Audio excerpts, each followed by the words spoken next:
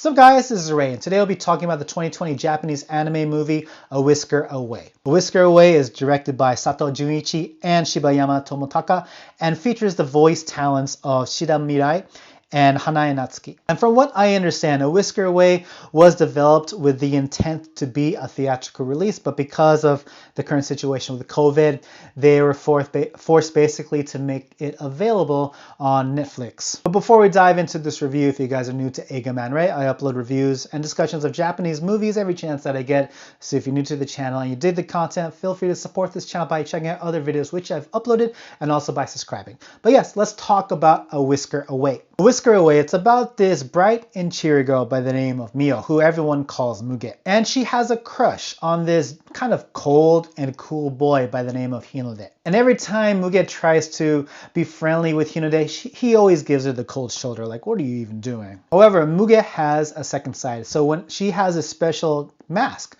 that whenever she puts on, she gets transformed into a cat. And actually, as a cat, she visits Hinode, and Hinode absolutely loves her as a cat, even gives her the name Taro. But there's a dark side with this gift that Muge has.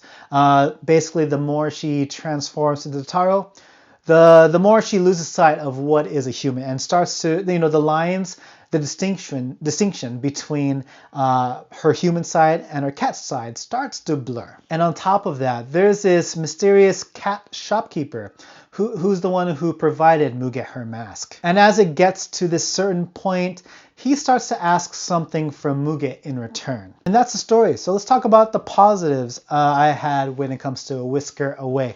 So I do like the fantastical elements that are in the story. You have this girl who has the ability to transform into a cat, and when she transforms, the times she actually uses her magic, they do it in pretty fun and interesting ways. And you actually can feel it, as I said in the story description earlier. The more she uses her mask, the more that the lines between her human and cat selves get blurred, and you kind of see that portrayed in the story too. Like sometimes when she's a human, she carries on her cat-like mannerisms and whatnot. But basically, this addiction, if you will, to transforming into a cat affects her relationship between not only her and her friends, but also between her and her family. And going back to the fantastical elements, you get to meet a whole slew of humanoid cat characters. First off, you meet the cat shopkeeper, but towards the second half, when you actually dive into the world of this shopkeeper, and you get to meet a whole lot more of these humanoid cats. And bouncing on that, the world that the second half of the story takes place in this fantastical world of cats, I really dug the way everything was designed. Like the way everything looked, it was beautiful, and the kind of ideas they had when building this world, the kind of rules that make up the world and all, like, I thought it was really well done. And also the characters, I thought that the characters were pretty cool, especially when you see some of these characters dive into this fantastical cat world and the way the magic affects them. I thought that kind of ideas they had were pretty cool. And I thought the level of animation was all right. Like, I wouldn't say it was, Ghibli quality, but it did have moments that made it feel like it got dipped in quality. Like, it felt like it was the same quality as a TV anime. I don't know if that makes any sense, but I feel like, there are tons of moments that you're watching a theatrical release, but there are a few choice moments here that felt like you were watching a TV anime instead. And the voice acting was good. I think for the most part, everyone, as expected because it's anime, did a pretty good job.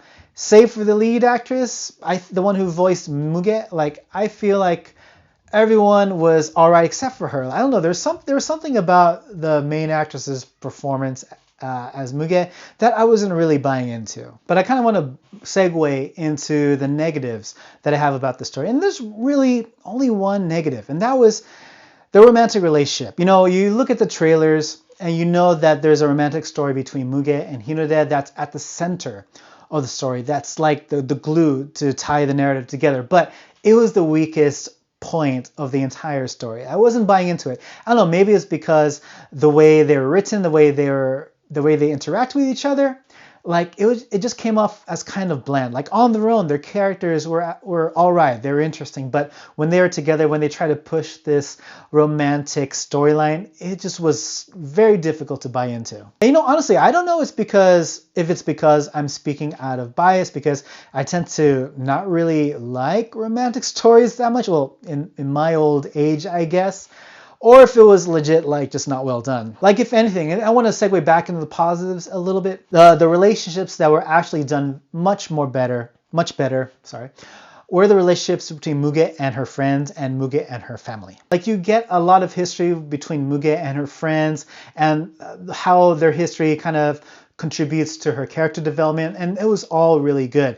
And even her troubles at home, the way Muge acts probably is attributed to her family history. Like, when you look at her family at home, her parents are divorced, and she has a stepmom at home, and they don't exactly have the best kind of relationship. Stepmom is trying to improve that, but Muge is, of course, putting up resistance. So those kinds of side plots, those kinds of storylines were way more interesting than the romantic storyline between Hinae and Muge. And, you know, sidetracking just a little bit, I feel like those kinds of, you know, the relationships that Muge is connected to, it relates to the Japanese title of the story. Like the English name is A Whisker Away, but the Japanese title is泣きたい私は猫をかぶる. Like, it roughly translates to when I cry, I put a cat on my head.